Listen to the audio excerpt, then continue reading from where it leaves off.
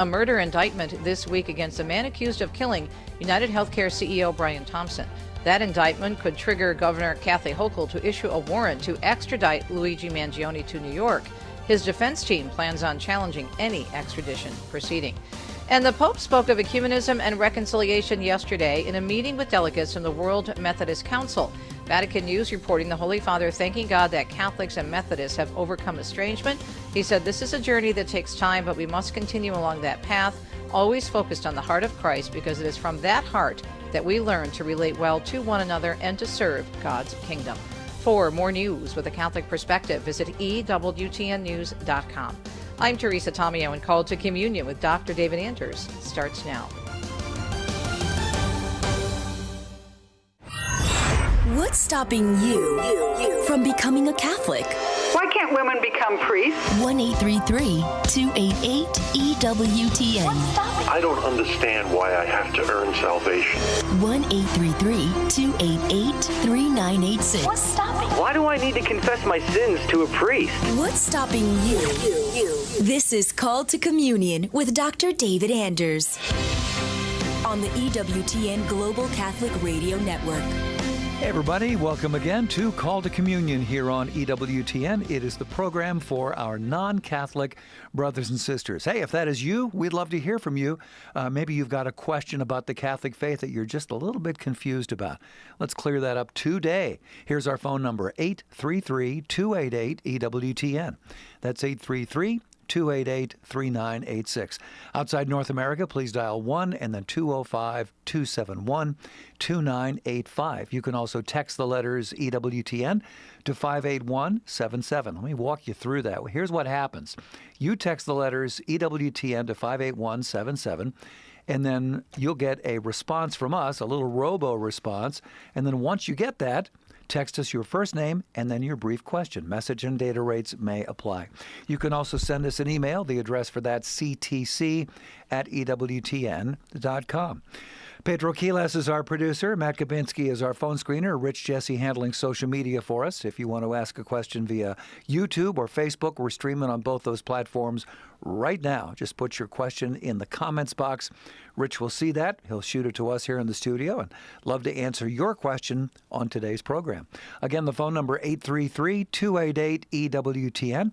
I'm Tom Price, along with Dr. David Anders. Tom, how are you today? I'm well. How is your Advent progressing? It moves along. It moves along. How about yours? You know what? Really, really nicely. Our parish, which is actually not too far from here, maybe 10 miles, 15 miles, something like that, close to the airport. They were having a little luncheon today for staff and volunteers and people like that. Did you make it over that way? I did. I ducked out for just a moment and really just walked in here moments before the program began. But they had a very nice lunch. I had a little bit of lasagna, a little bit of salad. And for dessert, David Anders? Pecan pie? Yes. All right. It was so good. Got to tell you. You know, I was listening to this French podcast the other day. And it was a funny podcast about these French people talking about their reception of American literature and culture, and what they liked and so forth.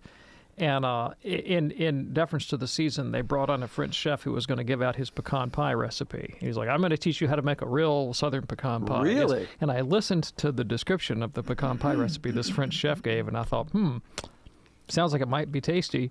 That's got absolutely nothing to do with Southern pecan pie, you know. That is so funny. It was very funny. That is funny. So we're going to lead off here with an email that we received. This is an anonymous question. Did the Logos have a body before the incarnation? And was it human so we could be created in its image? Can you elaborate? What are we talking about here? Yeah, thanks. I appreciate the question. So what we're talking about is the prologue to the Gospel of John, John chapter 1. When the sacred writer says in the beginning was the Word, and the word that's being translated as word there in Greek is logos. So the beginning was the logos, and the Word was with God. The Word was God, was with God in the beginning. And New Testament scholars debate about what is John talking about. Okay, what is this logos of which he speaks?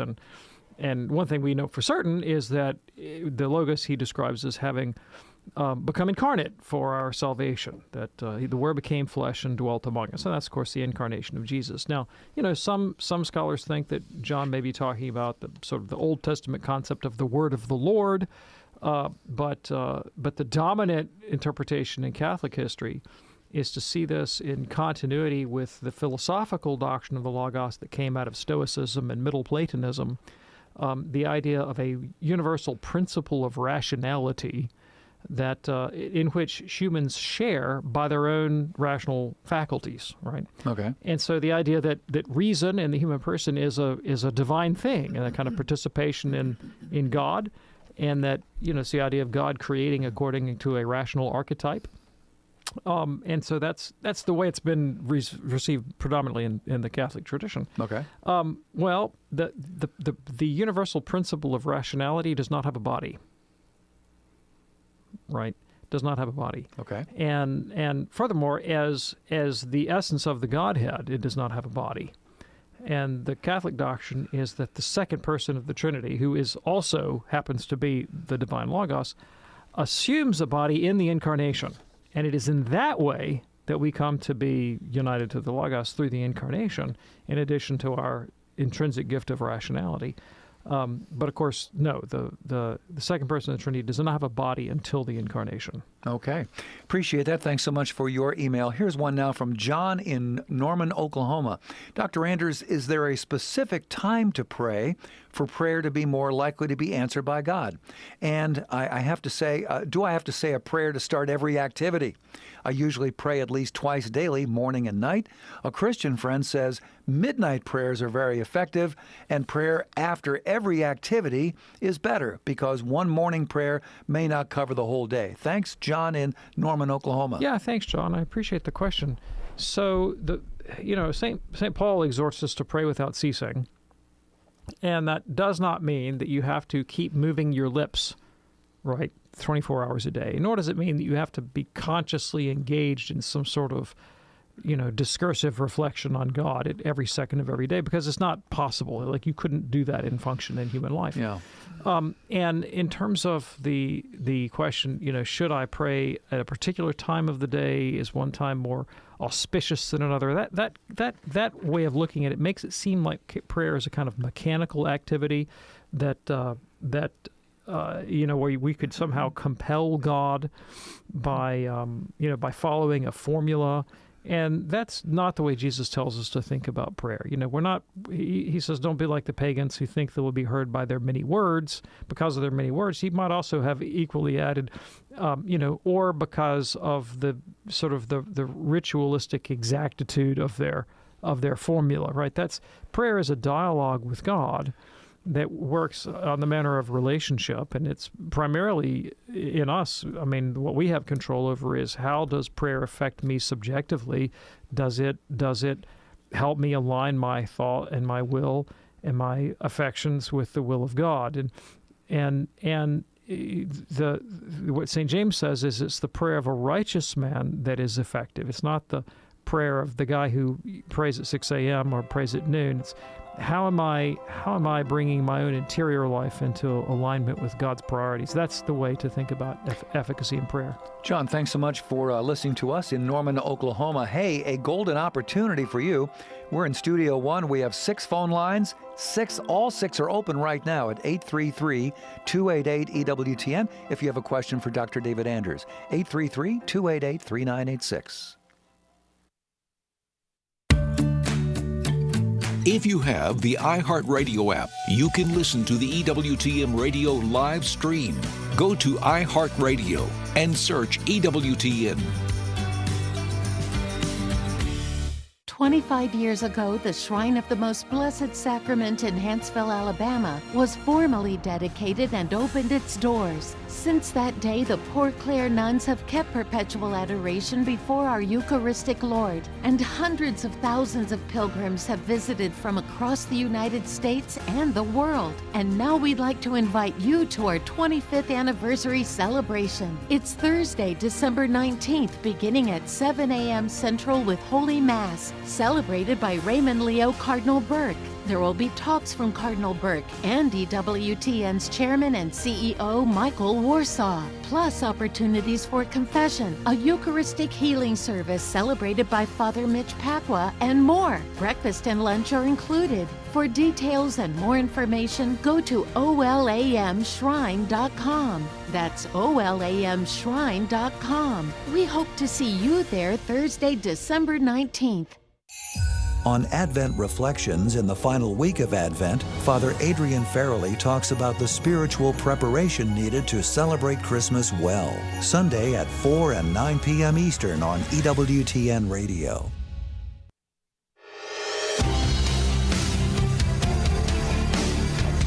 It's Called to Communion with Dr. David Anders on this Tuesday afternoon here on EWTN Radio. Our phone number 833-288-EWTN. If you have a question for Dr. David Anders, maybe you'd like to explain to us what is stopping you from becoming a Catholic. That's a question that we state at the beginning of our program, each and every program, as we've been doing for the last 10 years. And we've heard from a lot of folks who say, well, here's why I'm not Catholic.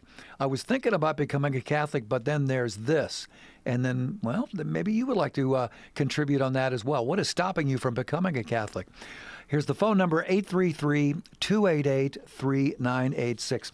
Let me tell you about a wonderful book from Father Brian Mullady. It is called A Light to All Nations on the Nature and Mission of the Church. Father elevates your understanding of the Church by helping you unpack what one of the central documents of the Second Vatican Council was, Lumen Gentium. As Father Mullady explains the supernatural character of the Church and our universal call to holiness, you will discover the authentic character and purpose of the people of God and the unique vocations to which we are all called. This book is a winner, A Light to All Nations on the Nature and Mission of the Church by Father Brian Mullady, available now at EWTNRC.com. EWTNRC.com. Do check that out. All right, calls are coming in right now. We have 3 lines open at 833-288-EWTN. Here's a email that we received from Karen. Dr. Anders, a woman in my Bible study talked about there not being a single person, Adam, and a single woman, Eve, that fell in the Garden of Eden, but rather a community of men and women. Could you explain polygenism and the Church's stand on this issue? I learned a great deal from you. God bless. Thank you, Karen. Thanks. I appreciate the question. So monogenism is the doctrine that the entire human race is descended from a single pair, from one man and one woman. All right. And polygenism would be the position that you couldn't identify a singular pair as the progenitors of every human being that is alive. And scientifically speaking, polygenism is just how species evolve, right? It's populations, not singular individuals. And if you, I mean, I'm not an expert in genetics by any stretch of the imagination, but my understanding is if you look at the genetic evidence and what we know about evolution in general, all the scientific evidence would be in favor of polygenism in terms of the origin of the human race. The difficulty for Catholics, of course, is the account, well, let me reframe. The difficulty for Catholics is that there is a historical belief in monogenism, and which would seem to be somewhat at odds with the scientific data. And Pope Pius XII actually wrote an encyclical that touched on this and other topics called Humani Generis, early part of the 20th century. And what the Pope said was the challenge for Catholics is not so much the story of Adam and Eve in the book of Genesis. He says that's not the big issue. The big issue is the Pauline doctrine, St. Paul's doctrine in 1 Corinthians, that Jesus Christ is the second Adam. And it's precisely the parallel that the New Testament sets up between Adam and Christ and the doctrine that in Christ we recapitulate what was lost in Adam. We regain what was lost in Adam and lead to be in the likeness and image of God through Jesus, the second Adam. And that if you eliminate a first Adam, in the Pope's mind, then that sort of threatens that parallelism and calls the nature of redemption into question. So it's not so much an issue of what does Genesis say as what does the doctrine of redemption say. And so here's what the Pope says. He says, for Catholics, there's no objection to thinking about, say, the biological evolution of the human species because, hey, at the end of the day, the only thing the Genesis account says is God made humanity out of the dust of the earth, and that could be some pretty interesting dust. That dust could have a backstory. That dust could be, for example, a sort of pre-Adamite evolutionary history of hominid species. All that could come into play in the making of human beings out of dust. Okay. And so you can play with that idea. And, the essential thing is the infusion of the human soul, right? That's the moment where you really have sort of metaphysical humanity, not just what would be evidenced in a DNA swab, but something that would be spiritually identified as the human race. And that, of course, probably can't be located on a scientific timeline. And if you're going to mess around with theories that threaten monogenism, says the Pope, then you need to do it in a way that preserves that special parallelism between Adam and Christ. Now, there are theologians that have interpreted the Pope to mean you just have to hold a monogenistic origin story for the human race, that there's just no other option other than monogenesis. There are other theologians that interpret the Pope as saying, well, if you're going to contemplate polygenism, you have to do it in a way that's respectful of that Adam-Christ parallel. And I'm not going to decide between those two interpretations of the Pope's encyclical. You will find both of them among Orthodox Catholic theologians that are seeking to be faithful to the mind of the Church as well as to the scientific data. Okay. Appreciate that. And thank you so much for your question there, Karen. Appreciate that. Call to communion here on EWTN. 2 lines open right now at 833-288-EWTN. That's 833-288-3986. Wow.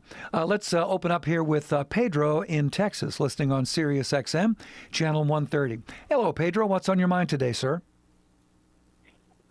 Thank you for taking my call. Sure. Yeah, my question is whether Jesus had to die on the cross, or that was just an unfortunate turn of events in his life. Yeah, Okay. Thanks. I appreciate the question. So, the Catholic doctrine is that everything that happens in human history is foreknown by God and part of his providential plan. So it is the plan of God for the universe that he created that the Son of God should become incarnate and offer himself up for the salvation of the world.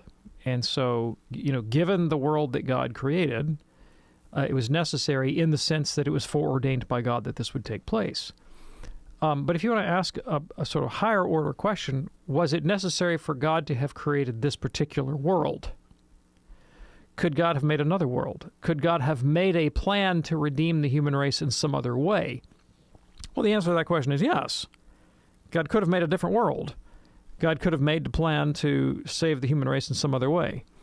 But given the world that he created, and given the providential plan and design of salvation that he initiated, it was necessary in the sense that God foreordained this would take place for the salvation of the human race. So it wasn't an accident that it happened, but God could have planned to do it differently. He just didn't. Okay. Pedro, is that helpful for you?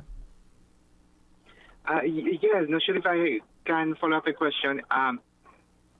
So I understand that what is written in the Bible is because God has no present or future, or it's outside of time, so he knows that was going to happen. So it was written that there are signs along the Old Testament and New that lead to the cross. But at the same time, again, is it something that could have gone another way, and then it would have been written differently? It's probably okay. So it depends on how you're conceiving the relationship of time and eternity here. If you're asking, did the Scriptures predict something because God foresaw them, and if circumstances had fallen out differently, God would have foreseen a different outcome, and then therefore the Scriptures would have told a different story, that would seem to make the question of Christ's crucifixion kind of haphazard. Like God is sort of sitting around in all eternity waiting to see how the story will be told, and then he inspires the prophets to write the story after the fact. And that would make the agency sort of entirely within human hands and outside of divine providence. Sure. The Catholic doctrine is that God designs human history to follow a particular path. I mean, Jesus goes so far as to say, not a sparrow falls apart from the will of God. So It wasn't just haphazard that Christ died and God happened to know in advance. No, God intended that the Son of God should suffer crucifixion for the redemption of the human race. Now, God could have made another world. Yeah. He could have made a world in which Jesus redeems humanity through some other means. But given this world, this was the plan of God. Pedro, thanks so much for your call. That opens up a line for you right now at 833-288-EWTN. That's 833-288-3986. One line open. You can grab it right now here on EWTN's Call to Communion with Dr. David Andrews. Let's go to line 4 now, and Les in Cincinnati, listening on the great Sacred Heart Radio. Hey, Les, what's on your mind today, sir? Hi, I'm on the air? Yes, go right ahead, Les. Okay, I've got a son who recently got engaged to a very smart, sweet, and open Protestant lady. And his situation is he's drifted away from the Catholic Church, especially Anglican age. And now he's trying to work his way back now that he's going to be getting married. He'd like to get married in the Catholic Church. But he has disagreements with some of the church's doctrines. And so I guess my question is twofold. One of which he's wondering, how do I go to a Catholic Mass and when I can't give a contrite confession because I disagree with some of the church's positions, and he's trying to educate himself. He's reading the Bible, the Bishop Barron Study Bible right now, and then the other question is he's read some theology books and such. But what can I do to help him to come back into the fold more completely? Yeah, thanks. So let me ask you a couple of questions. You said he's marrying a sweet Protestant girl. Did he become a Protestant, or did he start practicing Protestantism? No, he's not practicing. Okay, so he didn't go from Catholic to a Protestant sensibility. He went from Catholic to kind of a questioning, skeptical point of view. Right. He still considers himself Catholic, but... Okay, all right, because that changes the dynamic a little bit on how I'm talking to him. So what should he do about going to confession, or what should he do about going to Mass if he disagrees with some of the teaching of the Church? Well, a big issue is what does he disagree on, and it makes a difference, right? So if you reject a dogma, well, then you put yourself outside the Catholic faith, right? I mean, this is probably not his issue, but let's say, for example, he just says, well, you know what, I just fundamentally reject the dogma of the Trinity. Like, God is not a Trinity. That's just not who God is. Well, then he's not Catholic, right? I mean, he may be canonically Catholic, but he's not Catholic in profession. He's put himself outside the boundaries of the faith. If it's a fundamental moral issue, like, the Church says that the principal end of marriage is for procreation, and sexual activity should be restricted within the bounds of holy matrimony. And he says, I fundamentally don't believe that. I think it's, free love, 1967, summer of love, get your hippie on, let's go, bud. Then you'd say, well, okay, well, that's just not the Catholic point of view. That's not the Catholic position. And so you've put yourself sort of beyond the pale there. There are other issues within Catholic life where disagreement is allowable. And particularly when it comes to prudential judgments, even by the Pope or by bishops, about, say, policy pronouncements, whether in the political sphere or the ecclesiastical sphere. And those are places where we can have disagreements. And, the Pope may speak authoritatively and he gets to call the shot. It's not me, but I don't have to necessarily agree with the direction the Pope or the pastor or the bishop is going. And there are some other doctrinal areas that are not defined dogmatically where disagreement is allowed. So it kind of depends on what the nature of the disagreement is. But I think it's helpful. Probably my guess is, based on your description, most people in his situation, they don't really quibble about things like the Trinity and the abstract metaphysics. They quibble over the morality. And so I find it helpful to have an understanding of why Catholic morality proceeds the way it does. And Catholic moral judgments are not just arbitrary conventions based on the interpretation of texts. It's not one of these, sometimes you'll hear some of our non-Catholics friends will say, well, God said it, I believe it, that settles it. That's not a Catholic disposition at all. That is, no, the Catholic disposition is faith-seeking understanding, with the presumption being there is an intelligible reason for this, right? It's not just fideistically asserting, I just believe whatever God says, and it could be manifest nonsense, but I'm going to believe it anyway. No. That's not the Catholic disposition at all. The Catholic position is that, particularly in the moral realm, if Scripture or tradition says this is the way to go, then it's because it reflects some fundamental truth about the human person, about human nature. Yeah. And, to take an example that's probably not controversial, the Catholic faith says you shouldn't get drunk. You shouldn't use intoxicants, to inebriate yourself. Well, they didn't just pull that out of thin air, right? There's a reason, and that is because our highest faculty is our rationality.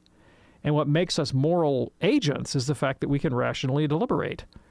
And it's a manifest fact that if you go out and get drunk, then people take risks. They act in ways that they wouldn't act if they were sober.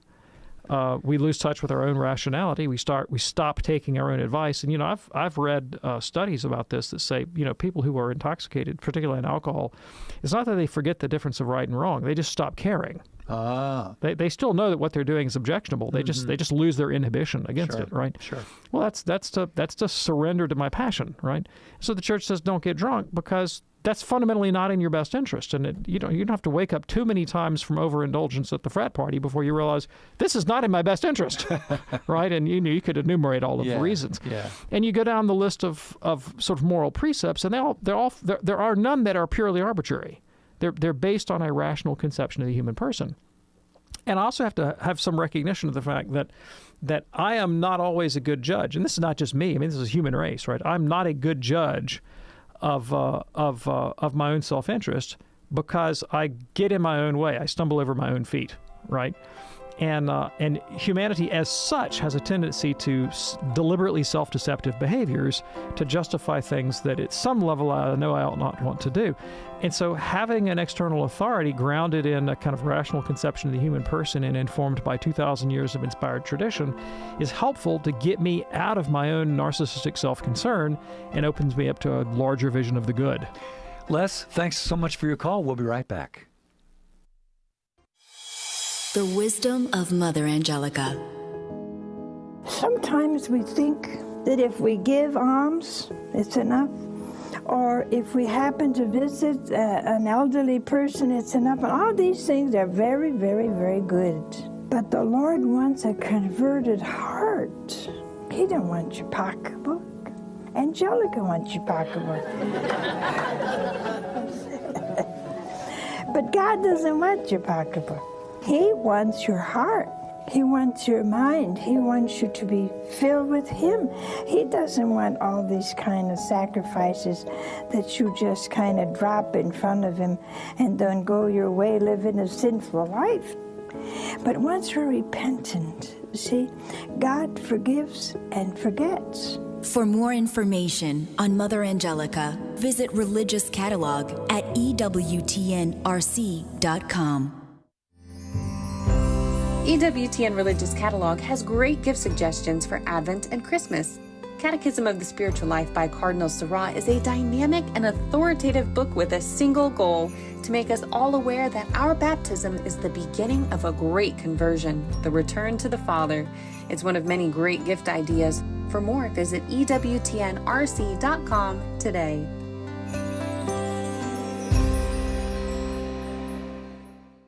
EWTN Radio brings you the Holy Rosary twice each day for over 25 years. Tune in every morning at 5:30 Eastern for Mother Angelica and every evening at 9:30 Eastern for Father Benedict Rochelle, only on EWTN Radio. On the next More to Life, just not feeling it. Not everyone's joyful this time of year. Let us help you find consolation. That's on the next More to Life. Now back to Call to Communion with Dr. David Anders.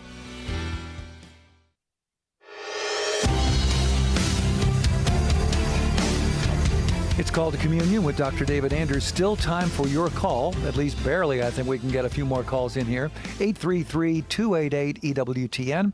That's 288-3986.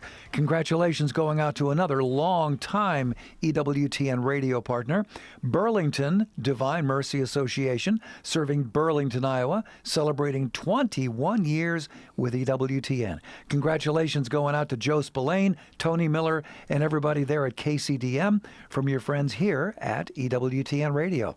Let's go to Steubenville now and talk with Sam, listening on the great God's Love Radio. Hey there, Sam. What's on your mind today, sir? Yes, I have a question.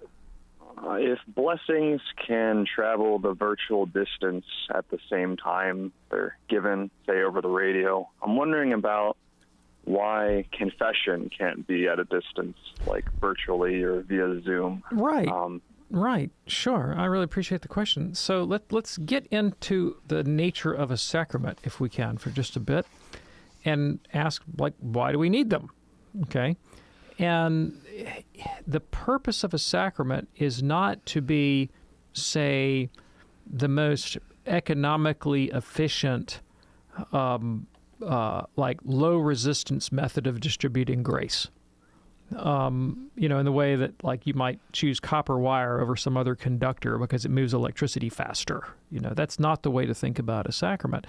If it was just a matter of sort of supernatural efficiency, then God could just beam sanctifying grace immediately into the soul without intermediary. That he could do that. Yeah. There's nothing stopping him. It has everything to do with the medium. Right? It's not just the content. It's not just the scholastic theologians used to distinguish two things. They would distinguish what they called res et sacramentum, the thing itself and the sacrament. And the thing itself would be the sanctifying grace that's transmitted. Yeah. But the et sacramentum, and that could sometimes be variously translated as the symbol or the sign, is just as significant an intrinsic part of the sacramental activity, right? And it's easy to see with communion. Catholics get confused about this all the time because Catholics rightly are so concerned with the doctrine of the real presence, as they ought to be, that they will sometimes forget or dismiss the reality that the Eucharist, in addition to being res, is also sacramentum, that it is also a sign and a symbol. It's not only a sign and a symbol, but it is certainly irreducibly a sign and a symbol, right? And that it is that creates a context where the mode of reception of grace is tied specifically to our embodied experience. And it communicates the faith in a non-verbal, non-discursive way. And it works upon the human psychology in a particular way. So let me give you a couple examples.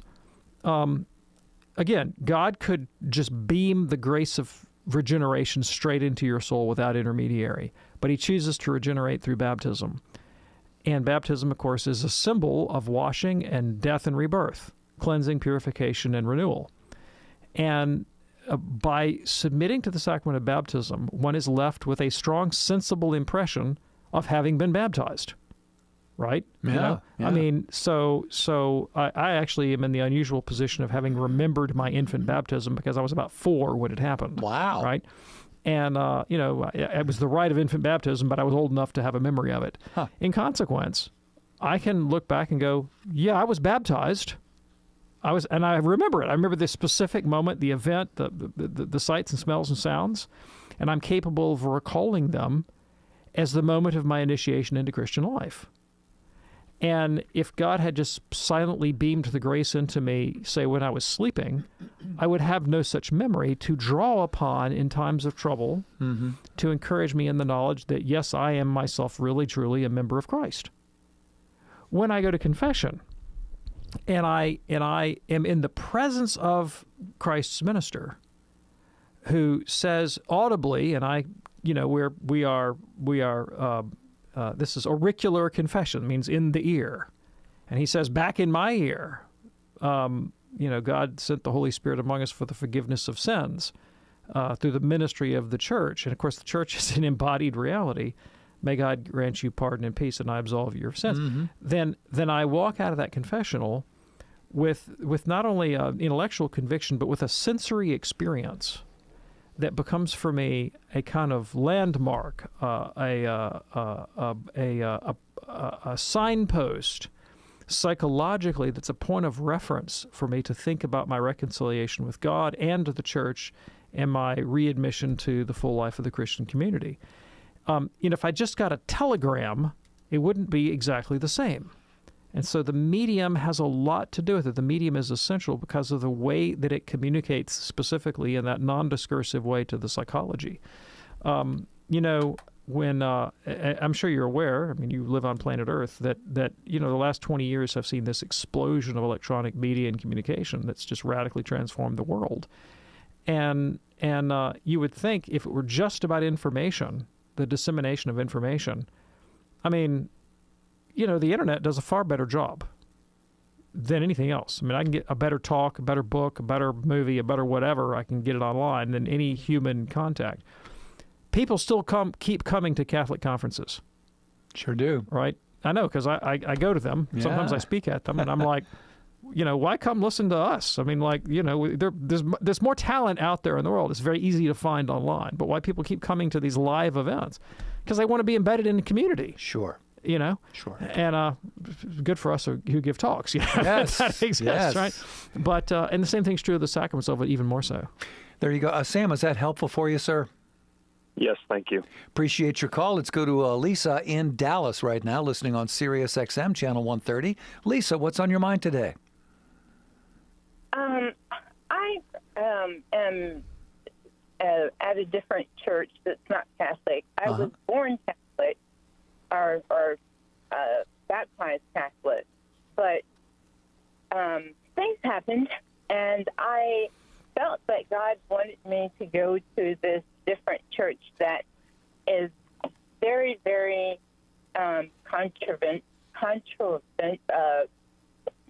it's just controversial. Okay. And one of the things that they do is they have the Eucharist, but I did not know that they were not really doing the Eucharist, that all they were doing was doing a pretense of the Eucharist. And I wanted to know why did they suddenly decide that it was okay if the 7 churches were originally doing the Eucharist of this actually being his flesh and his blood? Why did they change it? Yeah, it's a great question. So, because Catholics believe so strongly in the true presence of Christ in the Eucharist, we really do believe the sacrament is the body and blood of Jesus, and that this is an essential part of Christian worship and Christian life, and that the ability to consecrate the Eucharist is uniquely endowed upon the priest. So lay people cannot do this. It takes an ordained priest to do it. That necessarily places the priest in a position of power and authority because he can do something that no one else can do and something that's essential to the life of the Christian faithful. So you got to have a priest to get the job done. And priesthood is meant to be a vocation of service to the people of God. So priests utilize this power in the service of the people of God. And they are to do so self-sacrificially the way Christ was self-sacrificial. However, priests are human beings, and sometimes they don't act self-sacrificially. Sometimes they act in self-serving ways. And there was a common perception, particularly in the 15th century, that priests who have this unique power of consecrating the Eucharist were using it for self-aggrandizement rather than at the service of the people of God. And that ordination and the sacraments were perceived by some people as therefore a barrier to relationship with God, not as a facilitator. You know, if you think, well, if I have to go through the sacramental system and the priesthood to get to God, and the priests are, self-serving, venal, and manipulative people, then I have a human institution that's actually now become a barrier to my relationship with God. And I think, in my judgment, this is one of the primary motives that prompted dissenting theologians to work out different theories of the Eucharist because they wanted to circumvent that obstacle. Now, as a Catholic, well, I confess the doctrine of the priesthood, I confess the doctrine of Christ's real presence, and I confess the need of the church for priests, but I also confess the church's need for holy priests. Sure. Right? And so, can the sacraments, be made into a weapon in that way? Well, of course they can, right? The solution isn't to leave the church or to leave the faith, is to reform one's life and to reform the priesthood and to reform ministry so that it's put at the service of the people of God and doesn't become a stumbling block. Lisa, we hope that's helpful for you. Thank you so much for listening to us in Dallas. Call to Communion here on EWTN. A couple hours ago on this network, it was Take Two with Jerry and Debbie. That program is going to encore tonight at midnight Eastern here on EWTN Radio. Today's topic was, do you feel you have to keep up with others? Wow, there is that pressure. So check out the encore. That's tonight at midnight Eastern, 9 p.m. on the West Coast here on EWTN Radio. All right, let's go to Lamar now in Winter Haven, Florida, listening on YouTube this afternoon. Hello, Lamar. What's on your mind today? Hey, good afternoon. Howdy. I know that ordination of, you were just talking about the priesthood, and ordination of women is a topic that seems to hover over the Catholic airspace continuously. I was curious, like the three of the big Protestant faiths, like Lutheran, Presbyterian, both which you're very, studied, knowledgeable about, and like the Southern Baptist, do they allow ordination of women? And if not, what reason do they give? Yeah, thanks. Appreciate the question. So it depends on which Lutherans, Presbyterians, and Baptists you're talking about. There are Lutheran denominations that ordain women. There are Lutheran denominations that do not. Same thing goes with Presbyterians. Same thing goes with Baptists. Although most Southern Baptists do not ordain women, but there are different Baptist denominations that do. If you ask the reasons why different Protestant groups disallow the ordination of women, their reasons would typically be sort of straightforwardly exegetical. St. Paul says in 1 Corinthians that he doesn't allow a woman to teach or have authority over a man. And when he lays out the criteria for ordination, it's always men, right? And they would say, well, look, there it is in Scripture, right? And sometimes that justification comes with more than a little bit of chauvinism and sexism built into it.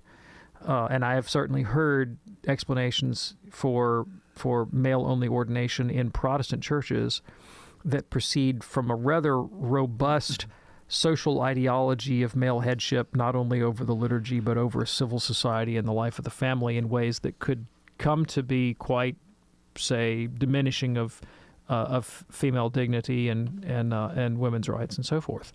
And I make that point explicitly because the Catholic Church's opposition to female ordination, to women's ordination, is not simply based on those kinds of exegetical concerns, nor does it proceed from a kind of anthropological analysis of the human person that says, women are somehow intrinsically unfit to serve or something like that. I mean, that's definitely not the Catholic point of view. And I think as a Catholic, it'd be perfectly, if you conceive of the priesthood simply in a kind of functional role, as carrying out a series of tasks, and it's just a matter of finding people who are qualified for the task. I freely admit there are probably plenty of women who are more qualified for individual roles that a priest might fill than any particular priest would be.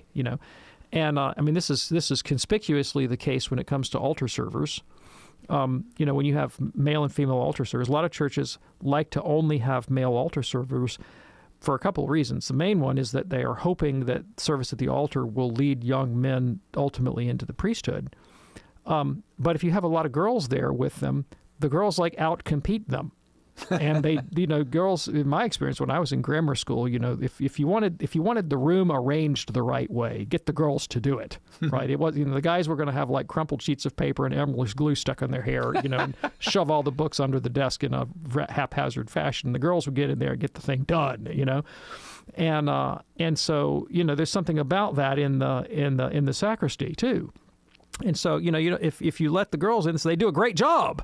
And so some priests are like, they're doing too good a job. The guys are getting all chased away because they're not as good at it. So it's not about your functional skill, right?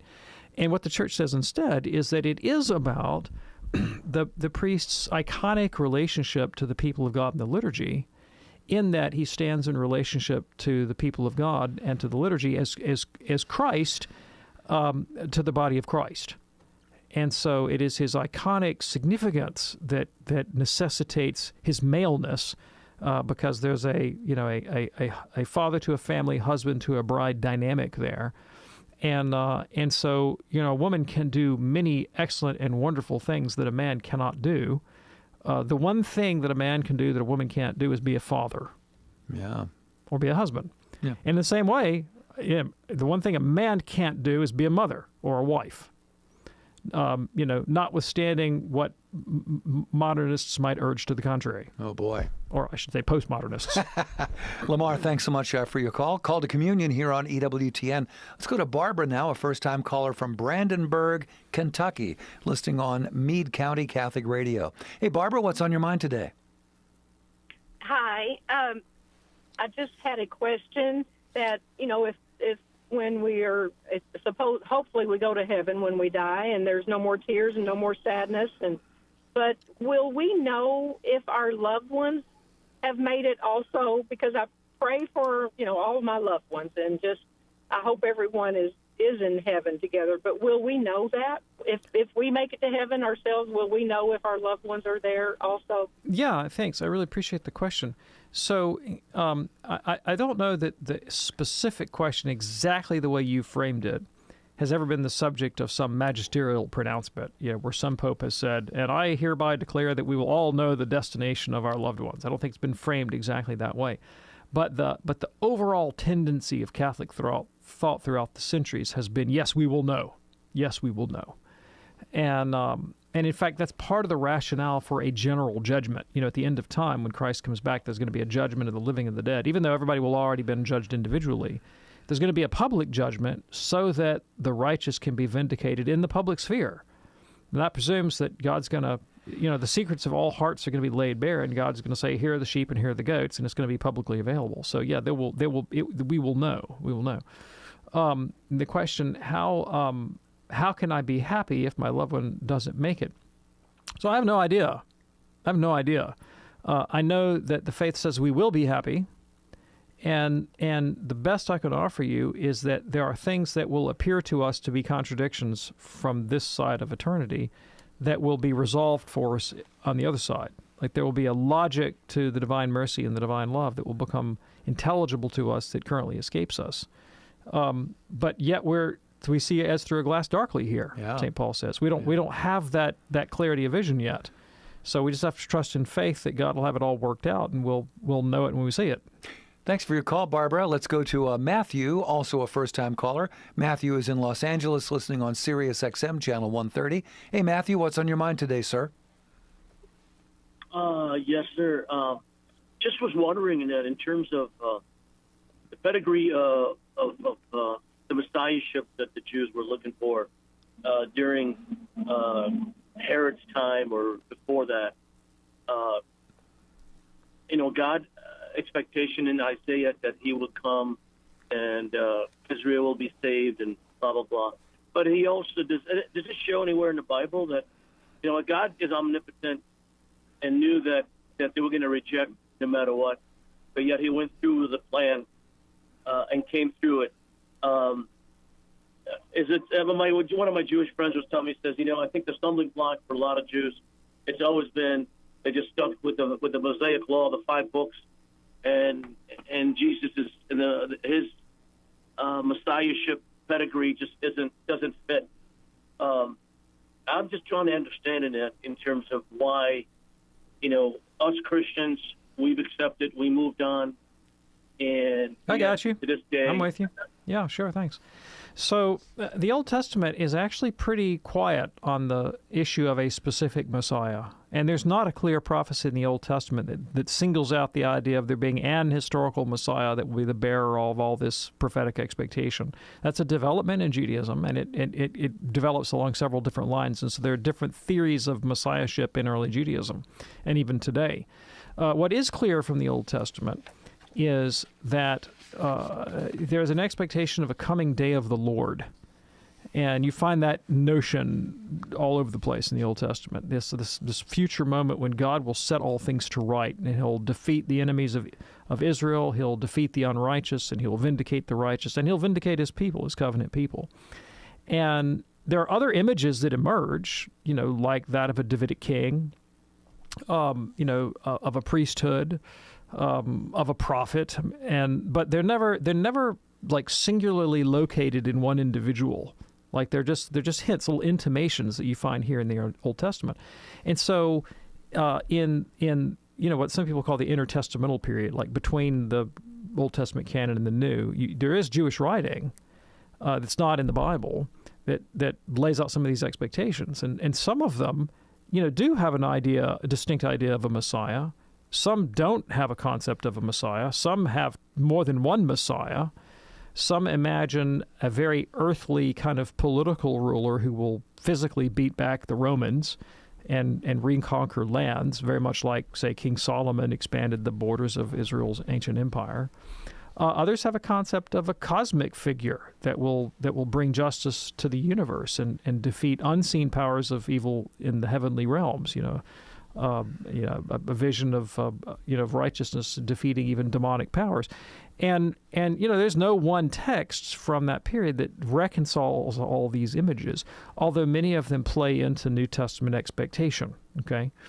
In terms of why Jews in the first century and today have typically rejected the messiahship of Jesus, well, you put your finger right on it, right?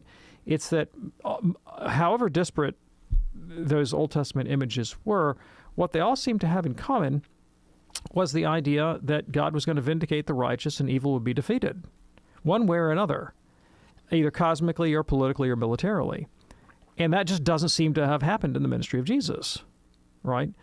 And I look around the world, and there's still evil. People still going to war. People still doing bad stuff. And so many Jews go, hey, the Messianic age is just not here, guys, just not here. And so your question, well, how did Christians come to the convictions that they had? Well, really critical to the Christian experience is the experience of the resurrection. Because this coming day of the Lord was also to be accompanied by a resurrection of the living and the dead.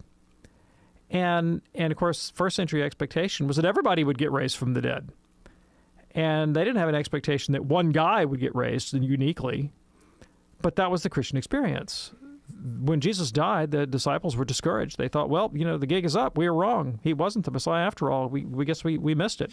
We thought he was, but he wasn't. And then they were utterly shocked and amazed when he appeared to them. And they were like, what does this mean? Where did he come from? What is all this about? And Thomas wouldn't believe it, of course. And so they in light of Jesus' resurrection, this is what the Gospel of Luke, the account on the road to Emmaus, is all about. That in light of the resurrection, they go back and they revisit the question of the Old Testament prophets. And they find a new way of reading Old Testament prophecy that they hadn't previously found. And you mentioned God's foreknowledge of Christ's death and rejection. And what they began to see was, what? There's this whole theme we missed. And it's not just the theme of victory, it's the theme of betrayal. And of betrayal, in fact, being the mode that God uses to bring redemption. And so then from the crucifixion, they work backwards to a reinterpretation of from the resurrection, they work backwards to a reinterpretation of the crucifixion itself. And now, rather than a symbol of defeat, it becomes the very means by which God redeems the world. And they're able to interpret Christ as the Lamb of God that reconciles humanity to God through sacrifice. They begin to see in him echoes of the suffering servant of Isaiah, who by his suffering redeems his people, right? Suffering in a vicarious way. And now they begin to see the resurrection of Jesus as the first fruits of a future resurrection that we participate in, and I'm going to use a big fancy Greek word here, proleptically. That means like you have a foretaste of something, you sort of take it on as a point of view, and it begins working forward in time. Christ has a literal resurrection in time, but we participate in that spiritually through baptism, and it begins to rework the interior of the human person, but not at the same rate. And so in one person, that individual comes to sanctity in this life and resurrection, at the end of time. In another, it may not bear fruit at all. And Jesus talks about that, talks about the word falling on different kinds of soil and some bear fruit and some don't. And so a Christian sees the mystery of evil that the Jew is worried about, and he agrees with you, but says, yes, but the cure has been sown, right? The basis, the kingdom of God is among us for those who are willing to cooperate, and the proof is in the sanctity of the saints.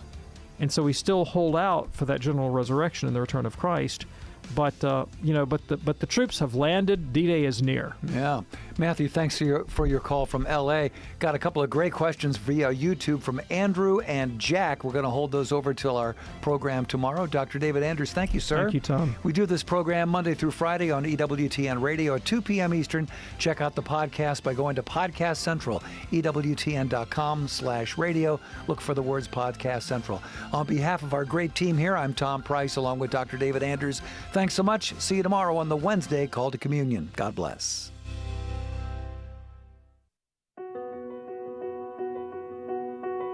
Hi, this is Father Mike Schmitz. Please join me for Ascension's Bible in a Year and Catechism in a Year here on EWTN.